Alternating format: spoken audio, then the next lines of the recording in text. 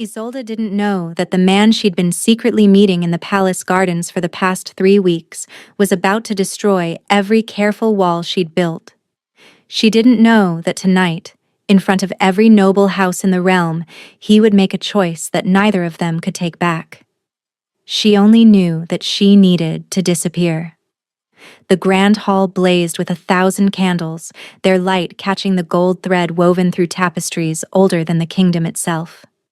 Crystal chandeliers threw rainbows across marble floors polished to a mirror shine, and the scent of winter roses and expensive perfume hung heavy in the air. Isolde pressed herself against a pillar, her servant's uniform suddenly feeling like a target painted across her chest. The fabric was simple, gray, designed to make her invisible among the glittering gowns and polished armor of the nobility. She'd spent her whole life being invisible. It had kept her safe, kept her surviving, and now, when it mattered most, she needed that invisibility like she needed air. Her heart hammered against her ribs as she watched him enter. Damien, the Alpha King. 6.5 feet of barely contained power wrapped in ceremonial black and silver. A crown of twisted iron rested against the dark hair that she knew felt like silk between her fingers, and his shoulders filled the doorway with the kind of presence that made the entire room hold its breath. She shouldn't know how that hair felt. Shouldn't know how his voice dropped to a rough whisper when he said her name, or how his hands trembled slightly when they cupped her face, or how his eyes, gray as a winter storm, softened into something devastating when he looked at her. But she did. She knew because of 3 weeks of stolen moments. 3 weeks of meeting in the rose garden after midnight, when the guards changed shifts and the palace slept. 3 weeks of conversations that started casual and became confessions, of laughter that turned to longing, of a single kiss 3 nights ago that had shattered every rule she'd ever made for herself. And now, watching him stride through the parting crowd like the sea bowing before a god, she understood exactly how much danger she was in. His gaze swept the hall, searching. Isolde's stomach dropped. She ducked behind a passing group of courtiers, her pulse thundering in her ears. The ladies barely noticed her, too absorbed in their own whispered gossip about which noble daughter the king might finally choose as his queen. If only they knew. She couldn't be here, couldn't be seen. The consequences of their stolen moments, their whispered conversations, their devastating kiss in the moonlight, they would be catastrophic. For her. He was the Alpha King, untouchable, eternal. The ruler of 5 territories and commander of the largest army the realm had ever known. His bloodline stretched back to the gods themselves, or so the priests claimed. She was nobody. A kitchen servant's daughter who'd been elevated to handmaiden status only because Lady Morwen needed someone plain enough not to overshadow her at court functions. Someone forgettable. Someone disposable. And if anyone discovered what had been growing between them in the shadowed corners of the rose garden, Isolde didn't want to think about what would happen. The whispers would start first, poison spreading through the court like rot through fruit. Then the accusations.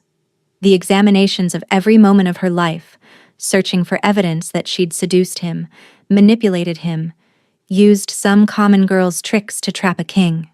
She'd seen what happened to women who caught the attention of powerful men, seen them used up and discarded, their reputations shredded, their futures destroyed. Lord Carveth's last mistress had been found floating in the river, and everyone had called it an accident. She would not become another cautionary tale. The crowd shifted, and suddenly there was nowhere to hide. Isolde found herself standing at the edge of the dance floor, exposed, vulnerable, her gray dress a dull smudge among the jewel tones surrounding her. Ruby red, sapphire blue, emerald green. And her, in servant's gray, as out of place as a sparrow among peacocks. And Damien's eyes found her instantly. Something electric crackled through the bond that had been forming between them, that invisible thread she could almost see sometimes when the light was right. It pulled taut, humming with recognition, and she felt it in her chest like a second heartbeat. No. No. No. No. Isolde spun away, pushing through bodies that barely registered her existence. She needed to reach the servants' corridor, just 30 feet. Maybe 20. She could make it. Could disappear into the maze of back passages and narrow stairs that the nobility never saw. Could pretend this night had never happened. A hand closed around her wrist. The touch burned through her skin like a brand, familiar and devastating. She knew those calluses, earned from sword work and climbing and all the physical pursuits a king wasn't supposed to indulge in. She knew the strength in that grip, tempered always with careful gentleness. She knew the way his thumb found her pulse point automatically, like he needed to feel her heartbeat to believe she was real. Damien, don't. Her voice came out broken. She didn't turn around. Couldn't. If she looked at him now, in front of all these people, she would crumble. Please. Isolde. Her name in his voice was a prayer and a command all at once, low enough that only she could hear. Look at me. She squeezed her eyes shut. I can't be seen with you. Around them, conversations were faltering. She could feel the attention of the court pressing against her like a physical weight, curious and hungry and sharp. Predatory. These people survived on scandal, thrived on the destruction of others. The whole hall is watching, Damien said quietly, his breath warm against her hair. They've been watching since I walked in. They always watch. Then let me go. Her voice came out strangled. Before they realize, before anyone realizes what? His thumb traced a circle against her racing pulse, achingly tender. That you're mine? Isolde's eyes flew open. She whirled to face him and the breath left her lungs. He was close. Too close. His gray eyes burned with something fierce and unwavering, and in them she saw her own reflection, wild and terrified and small. But she also saw something else. Something that looked like hope, like certainty. Like a man who had already made a decision and would burn the world down before he changed his mind. Don't say that. The words came out as a hiss. I can't be seen with you, don't you understand? They'll destroy me. Your nobles, your court, They won't touch you. You can't promise that. I can. He stepped closer, and the bond between them sang, bright and golden and almost visible in the candlelight. It wrapped around them both, pulling them together like gravity, like fate, like something ancient and inevitable. I will. Isolde shook her head frantically, backing away. Her spine hit something solid. Another pillar. Trapped between cold marble and the heat radiating from the king's body, she felt tears prick at her eyes. This isn't a game to me, she breathed. I'm not some court lady who can weather a scandal and retreat to her country estate. I have nothing, Damien. No family name to protect me. No wealth to buy silence. No powerful relatives who'll demand justice if something happens to me. Her voice cracked. If they decide I'm a threat, you're not a threat. His hand rose to cup her face, and despite everything, she leaned into his touch like a flower turning toward the sun. His thumb brushed away a tear she hadn't realized had fallen. You're the only real thing in this entire frozen court. Her eyes stung. That doesn't change what they'll do to me. It changes everything. He leaned down, his forehead nearly touching hers, and his voice dropped to a whisper meant only for her. Do you think I don't know what happens to women who catch the attention of powerful men? Do you think I haven't seen it? My own mother was destroyed by exactly the kind of cruelty you're afraid of. Isolde's breath caught. I was 7, Damien continued, his voice rough with old pain. When they drove her from court with their whispers and their schemes. She was a seamstress's daughter, did you know that? Common blood, they called it. Not worthy of the Alpha King's attention. His jaw tightened. She died 3 years later, alone and heartbroken, because my father was too weak to protect her. Too afraid of what his nobles would think. Too willing to sacrifice her to keep the peace. Before we continue, please take 2 seconds to like this video. It tells me you want more stories like this. Isolde's heart ached. Damien. I am not my father. The words came out like iron. I will not hide you in shadows. I will not pretend you don't exist. I will not let them treat you as something shameful when you are the only thing in this kingdom worth protecting. Tears spilled down her cheeks. You barely know me. I know that you bring bread to the stable boys when the head cook isn't looking, even though it means you go hungry some nights. I know you sing to the horses when you think no one can hear, and your voice sounds like summer rain. I know that you risked your position to report Lord Carveth's cruelty to his servants, even though no one believed you, even though everyone told you to stay quiet and stay safe. His thumb brushed away her tears with impossible gentleness. I know that when you look at me, you don't see the crown. You see me. Just me. And I have been waiting my entire life for someone to look at me that way. The hall had gone absolutely silent. Isolde could feel hundreds of eyes on them, could sense the scandal building like a storm about to break. Lady Morwen would dismiss her by morning. The other servants would look at her with pity or contempt. The nobles would sharpen their tongues and go to work dismantling whatever future she might have had. Please, she whispered one last time. Just let me disappear. Damien's expression shifted. Something resolved in his eyes, a decision made and steel forged. No. He took her hand. And then, before she could process what was happening, he was pulling her forward, away from the pillar, away from the shadows, directly into the center of the grand hall, directly into the spotlight. Damien! She stumbled after him, her heart in her throat. What are you— He stopped in the exact center of the dance floor, where every eye in the kingdom could see them, where the light was brightest and there was nowhere to hide. The candles seemed to burn brighter here, the chandeliers casting them both in gold, and Isolde felt like she was standing on a stage before an audience that wanted to watch her fall. Too late, he said softly, and there was something almost like triumph in his voice. I should have done this weeks ago. Done what? Isolde's voice had risen to something embarrassingly close to panic. Publicly humiliated me?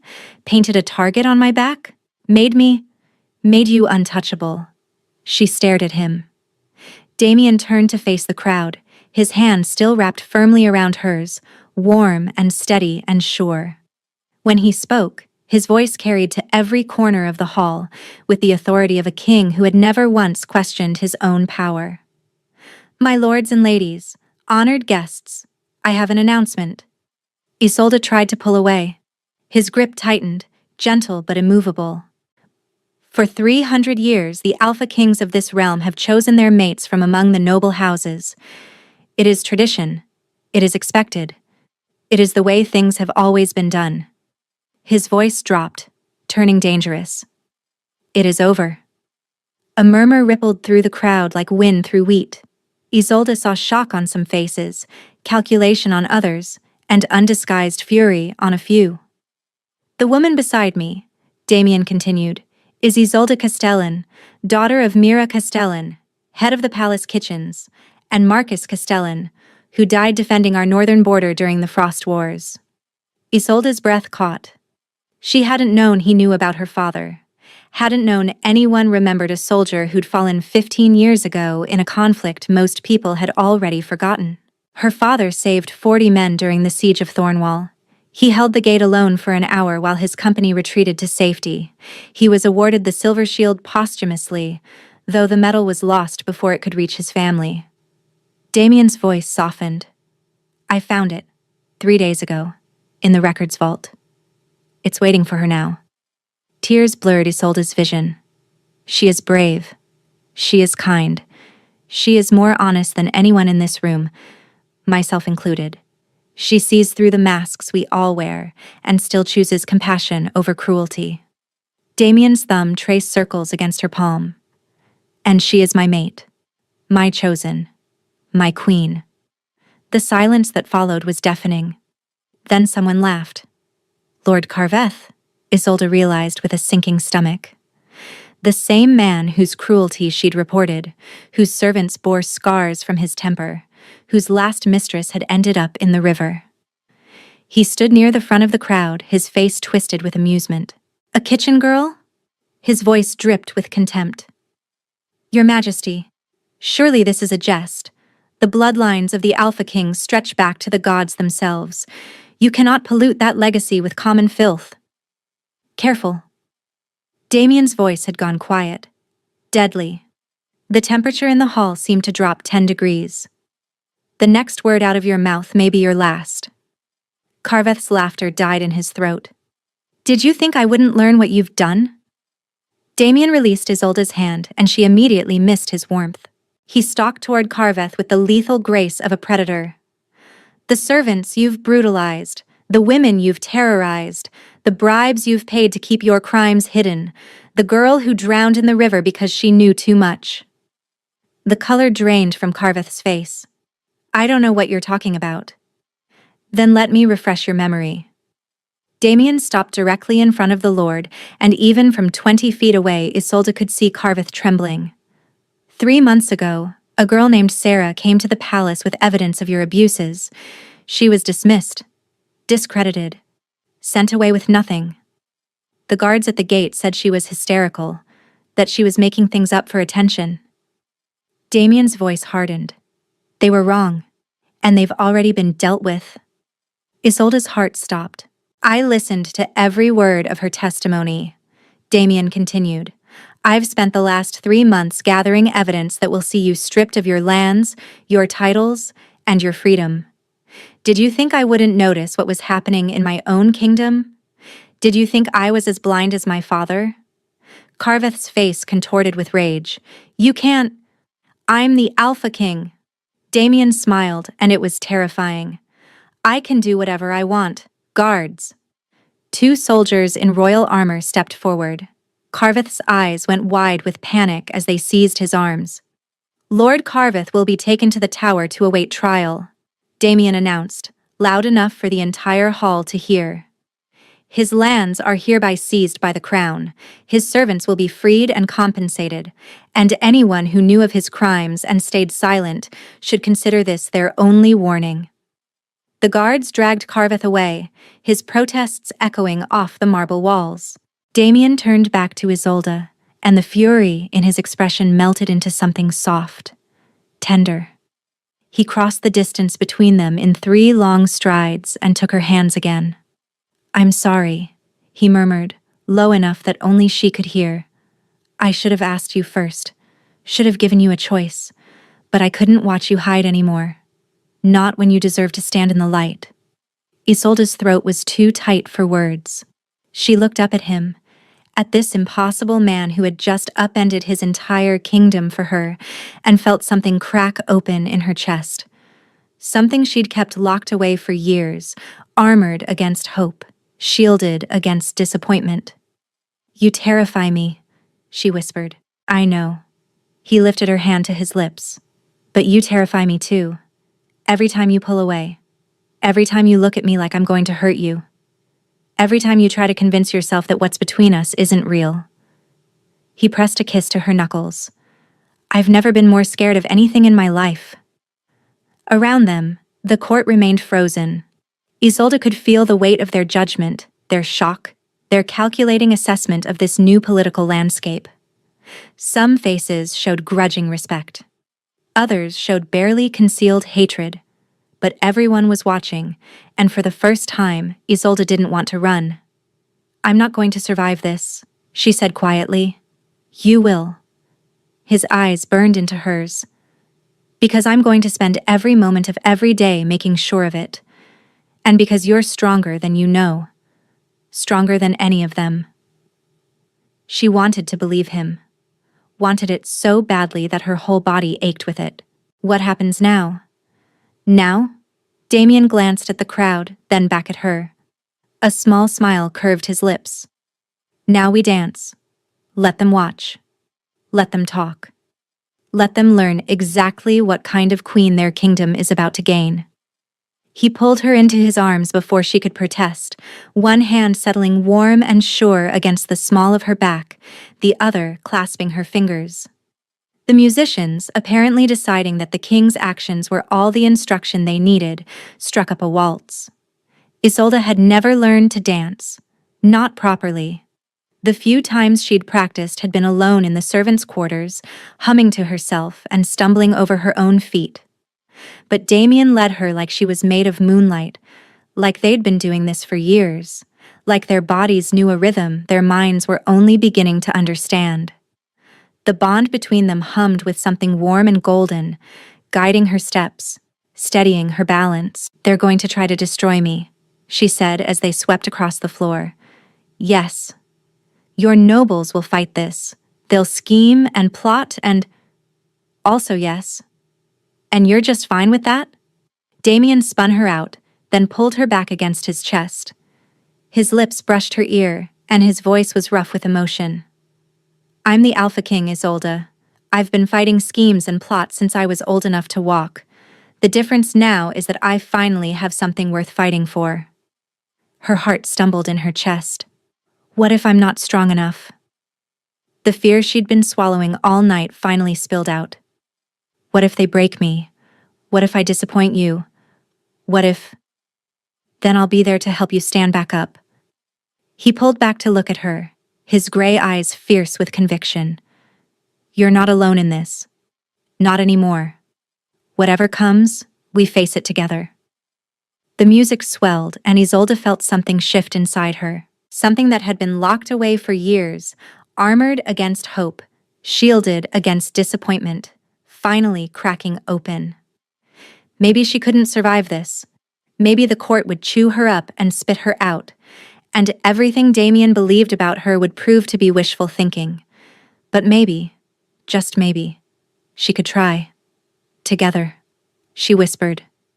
Damien's smile was like the sunrise. When the dance ended, he didn't release her. Instead, he turned to face the watching crowd, his hand firmly wrapped around hers, and spoke with the authority of centuries of royal blood.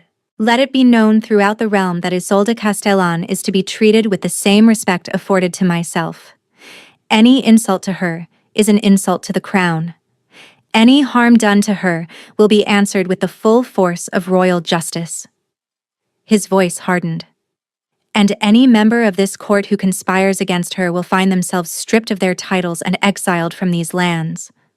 The silence that followed was absolute. Then, slowly, like dominoes falling, the nobles began to bow.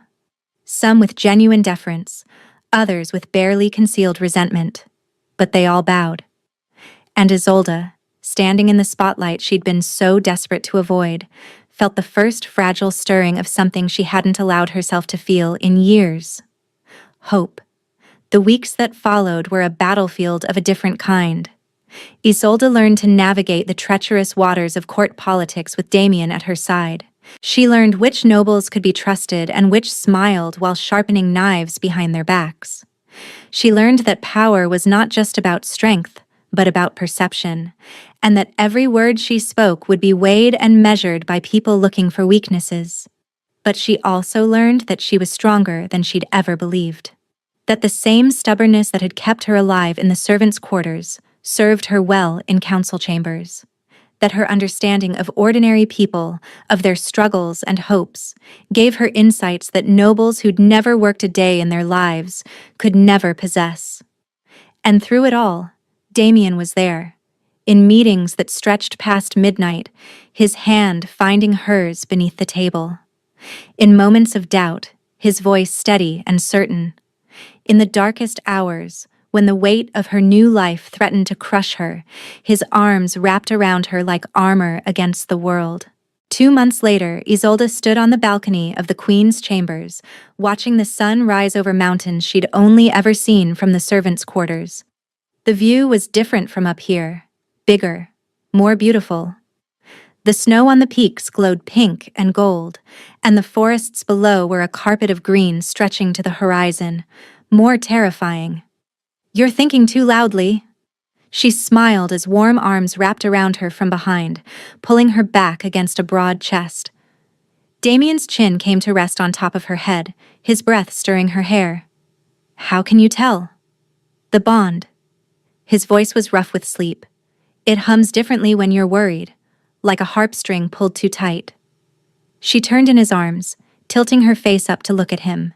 The crown prince of sleepy dishevelment, his dark hair sticking up in 3 different directions, his gray eyes soft and unguarded in the morning light. No armor, no crown, just him, Lady Weston is still plotting, Isolde said. I heard her whispering with Lord Harmon yesterday. Something about proving my blood isn't pure enough for the ceremonies. I know. And the northern delegates are unhappy about the trade negotiations. They think you're distracted. I know that too. And there's a faction of the old guard who think you've lost your mind, choosing a kitchen girl over the daughters of noble houses. Damien's lips curved. Definitely aware of that one. Isolde frowned at him. You're not concerned? Concerned? He pulled her closer, his hands sliding warm and sure along her spine. No. Lady Weston's conspiracy fell apart last week when her co-conspirators realized I'd already offered them better terms for their loyalty. The northern delegates will come around once they see the new trade routes I'm proposing. And the old guard. He pressed a kiss to her forehead. The old guard can rot, for all I care. Damien. What? They're the same people who let my mother suffer, who stood by while Carveth brutalized his servants for years, who care more about bloodlines than kindness. His jaw tightened. The realm needs new blood, new ideas, a queen who knows what it's like to work for a living, who understands the struggles of ordinary people. His eyes softened. It needs you. Isolde's chest ached with emotion. Even after 2 months of this, of waking up beside him, of learning the language of his body and the landscape of his heart, she still couldn't quite believe it was real. I burned 3 loaves of bread yesterday, she confessed. Just completely ruined them. Cook Helena had to remake them from scratch. Damien blinked. Why were you baking bread? I missed it. She felt heat creep up her cheeks. The smell of the kitchens, the rhythm of the work, the way the dough feels when you're kneading it. She bit her lip. I know queens aren't supposed to. Queens are supposed to do whatever makes them happy. Damien's voice was firm. If that means baking bread, then we'll build you the finest kitchen in the realm, white marble counters, windows overlooking the gardens, whatever you want. You can't just solve every problem by building something. Watch me. She laughed, and he caught the sound with his lips, kissing her soft and slow until she forgot why she'd been worried in the first place. The bond between them hummed with contentment, warm and golden and steady. It had grown stronger over the past 2 months, weaving through their souls until she couldn't remember what it had felt like to be without it. When they finally broke apart, the sun had fully risen, painting the mountains gold and rose. Isolde leaned against Damien's chest, listening to the steady drum of his heart. Do you regret it? She asked quietly. Choosing me? All the trouble it's caused? Damien was silent for a long moment. Then his arms tightened around her, and he spoke with the same quiet intensity he'd had that night in the grand hall. I regret every moment I spent before I found you.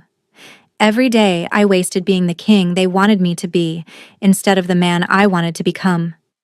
He tilted her chin up, forcing her to meet his eyes. You're not trouble, Isolde. You're the best thing that ever happened to this kingdom. To me. And I would burn it all down and build it again from ashes if that's what it took to keep you safe. Her eyes burned with tears she'd stopped trying to hide around him. I love you, she whispered. The words still felt new on her tongue, still felt dangerous and wonderful and impossible. Damien smiled, and it was the sunrise all over again. I know, he said. I've known since the first night in the garden, when you told me my crown was crooked and I should fix it before someone thought I couldn't dress myself. Isolde groaned, burying her face in his chest. I didn't know you were the king. I know. That's why I fell in love with you. He pressed another kiss to her hair. Everyone else treats me like I'm made of glass and gold.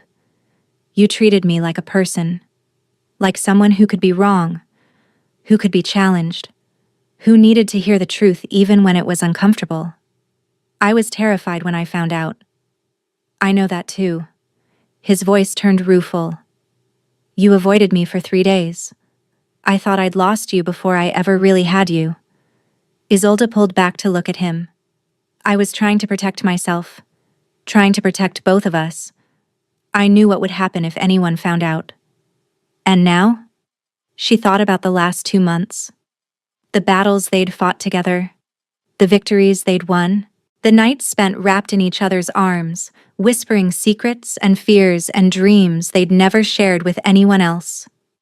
Now, she said slowly, I think maybe being seen isn't the worst thing in the world. Not if you're standing beside me. Damien's smile softened into something achingly tender. Always. For the rest of our lives. And whatever comes after. I promise you that. He kissed her then, deep and sure and full of promise. And when they finally broke apart, Isolde looked out at the kingdom spread beneath them, the kingdom that would one day call her queen, and felt the last of her fear dissolve like morning mist. She'd spent so long hiding in shadows, convinced that the light would burn her. But here, in the arms of a man who saw her exactly as she was and loved her anyway, she finally understood. Some things were worth being seen for. Some people were worth stepping into the spotlight. And this love, this impossible, terrifying, beautiful love, was worth every battle yet to come. Come on, Damien murmured against her lips. The council meeting starts in an hour, and I promised Helena you'd test her new honey cakes before they're served at the luncheon. Isolde laughed. The queen, taste-testing pastries. The queen, doing whatever she wants. He grinned and pulled her toward the door. It's one of the perks of the crown. She followed him, her hand warm in his, her heart full to bursting. The crown on her finger caught the morning light, the simple band of twisted silver that Damien had given her the night he'd asked her to be his queen. Not a command, a question. Always a question with him, even when he had the power to demand. Some stories ended with a happily ever after. Theirs was just beginning. Where are you listening from? Let's meet in the comments. I love hearing your thoughts. And if you'd like to support me, please subscribe. It's free, and it helps more people hear these stories.